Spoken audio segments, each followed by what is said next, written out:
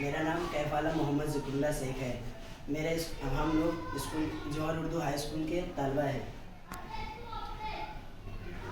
हमारा स्कूल सिलन के इलाकों में वक़ूफ़ पज़ीर है, जहाँ ज़्यादातर लोग मज़दूर और गरीब हैं।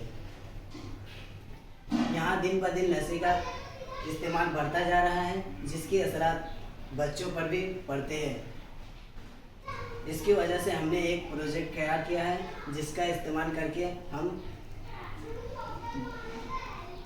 बाज़ नशे करने वाले लोगों को पकड़ सकते हैं। आइए देखते हैं प्रोजेक्ट किस तरह काम करते हैं। मेरा नाम मोहम्मद अजीज़ मोहम्मद नईम शाह है। हमने इसी को देखते हुए गैजेट बनाया है।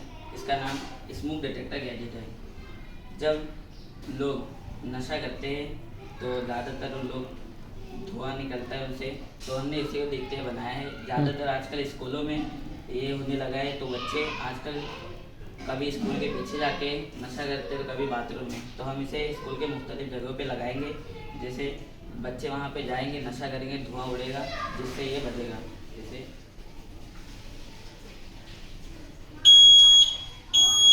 ये कुछ इस तरह बचता है। अभी इस वक्त इसका बजर इसी में हम इसे अपग्रेड करके इसका बजर ऑफिस में लगाएंगे डायरेक्ट HM के पास, ताकि HM ये सुन के सीधा लोकेशन ट्रेस करके उन बच्चों तक पहुंच सके, उन्हें पकड़ सके।